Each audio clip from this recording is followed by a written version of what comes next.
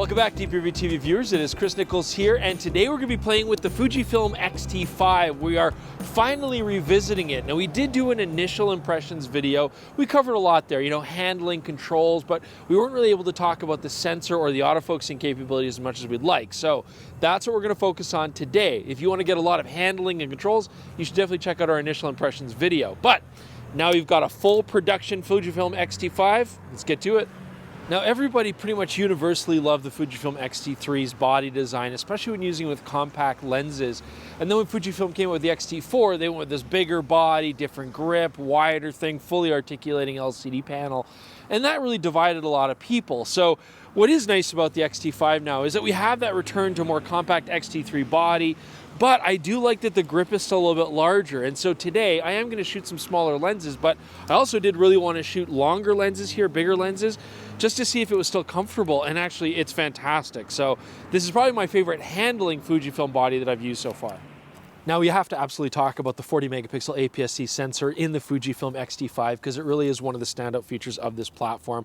And we have shot sample photos on this camera, and looking at the files, I mean, the fact is you are getting the most resolution you're going to get on an APS-C size sensor, at least in a photocentric mirrorless camera. I mean, Canon do have a 33 megapixel sensor, that's kind of getting up there, but this is still quite a step above. And then on top of that, you are getting Fujifilm's fantastic color, their color profiles. The X-T5 really does have all of their film simulation modes to date, so that is a really nice thing on this camera as well. Now, what about low light performance? Well, actually, honestly, on this 40 megapixel sensor, it's excellent. I mean, yes, if you look at it on a pixel per pixel level with a lower resolution sensor, you might notice the 40 megapixel is noisier, but we have those extra megapixels. So when you look at a file at the same viewing size, it's not really going to cost you anything in terms of low light performance. Now, at very extreme ISOs, you'll see that the older sensor has slightly better noise performance, but honestly, it's still very minimal. I'd rather have the extra megapixels. Now, looking at dynamic range, we didn't have X-T5 lab tests, but we do have lab tests for the X-H2, which is the exact same sensor. And what we're finding is due to the lower base ISO, this sensor has a really good ability to push shadows. We would say it has the best dynamic range of any of Fujifilm's APS-C sensors to date. If there was a weakness we're going to point out on this sensor, it's the readout speed. See, the sensor's backside illuminated, but it's not a stacked chip, so it doesn't get the benefits of faster readout speeds. And if you compare this to, well, of course, the Fujifilm X-H2S with its 26 megapixel stacked sensor, this is quite a bit slower, but it's even slower than the older non-stacked 26 megapixel APS-C sensors that Fujifilm's used. So if you are going to shoot electronic shutter mode, you are going to get rolling shutter. Your maximum burst rate is fast. It's 13 frames per second, but on this particular camera, the mechanical shutter actually gives you 15 frames per second. So you're getting a faster burst rate in mechanical. Not only that, but this mechanical shutter is one of the best I've used. It's quiet, it's very stable, doesn't move the camera much when you're shooting, even rapidly. So we got a nice stable platform with a great mechanical shutter here, and it makes up for the fact that we aren't getting that fast readout speed. So we have a rare opportunity to show you Canada's, well, it's our national sport after lacrosse, and that is camera hockey. Check this out. Oh, I hit the camera. Nice shot. Yeah, don't worry. Cap's on there. UV filter too. We're all good. Hey, so you see this giant leaf here on the ground? I'm not going to take a photo of it, but it's got a lot of detail, and it'll be a good test to talk about something I want to mention on the X-T5. If you're shooting manual focus, maybe you're using manual focus lenses or adapted glass, or you just want to shoot in manual focus, having a good punch-in magnifier is very important. One downside of the X-T5 here that I've noticed, though, is that the punch-in magnifier is actually not great. It's quite mushy, quite soft, so it's really hard to get fine focus. Keep that in mind. If you're going to buy this camera, that might be a struggle for you if you're going to use a lot of manual focusing lenses. All right, so let's talk about autofocusing now on the Fujifilm X-T5, because this is not something that we were able to test in our initial review on a pre-production X-T5 properly. But we have now done those tests, and I would say it's very similar to what we saw on the Fujifilm X-H2, X-H2S to some degree. I mean, they have a very similar setup. As usual with Fujifilm, I do like the face and eye detect for static portraits or slow-moving subjects. It does a very effective job there. On the iris, I do like the accuracy of that. Now, we did our famous Jordan running test. He actually gave it a lot of gusto and energy this time, more than I've normally seen. I've got the camera at 70 millimeters. I'm shooting with focus priority on to try to get, as much accuracy to the focusing shots as possible. I'm shooting at f2.8, and we're doing mechanical shutter 15 frames per second doing our bursts here. So quite a challenging setup. And what I'm going to say is I'm seeing what I've seen on a lot of the other Fujifilm bodies. It does a pretty good job. We have a fairly high hit rate, but as you can see, there are a few shots where maybe it focuses on his body instead of his face and it just goes a little bit soft. Actually, as he got closer to the camera, I was impressed. It actually did a really good job. We got quite a good hit rate there. But overall, this is a decent autofocusing camera. I do also just want to talk about the general tracking capabilities of the X-T5 because I do like to shoot most cameras that I test with a tracking focus setup.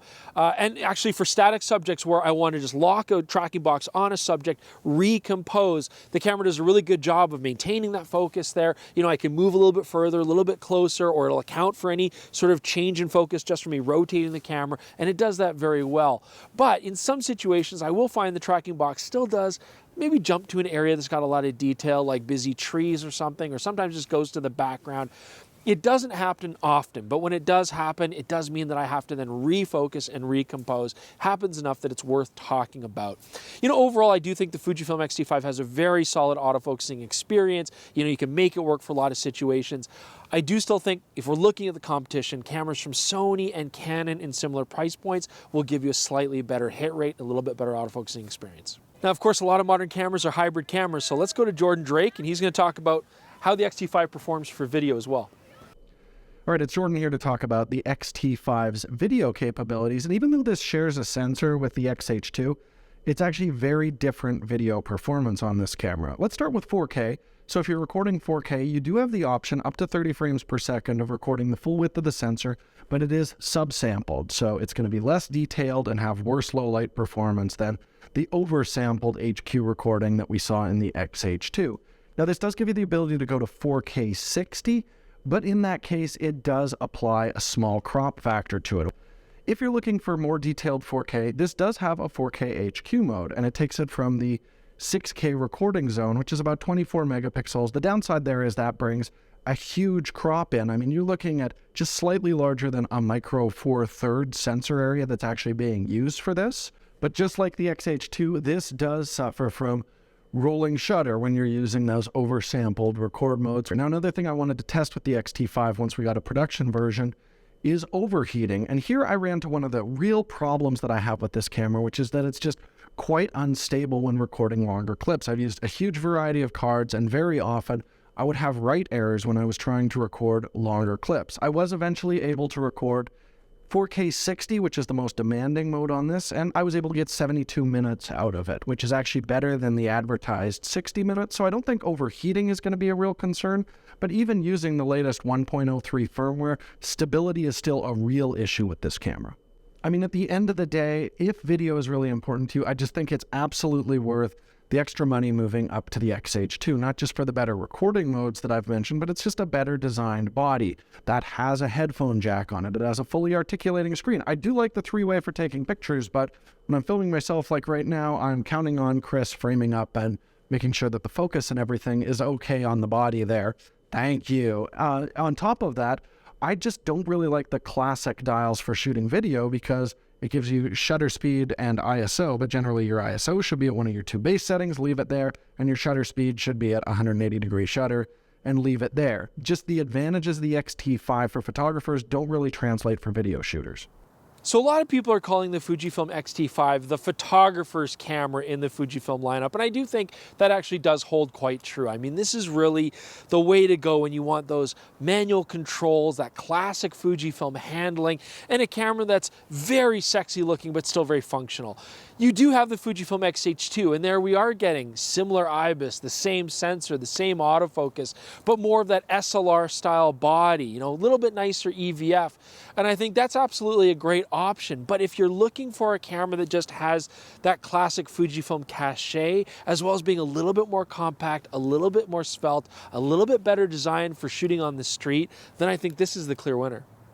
So the predecessor to this camera, the Fujifilm X-T4, it was really a departure, right? Fujifilm was trying something different, and I just don't think it worked very well in the X-T lineup. So if we just forget about that camera entirely, we can really look at the X-T5 as the successor to the X-T3. You're getting those same controls, the same look, the same feel, everything that you loved about that camera. But now we are getting better autofocus, some improvements to the body, and most importantly, the image quality here.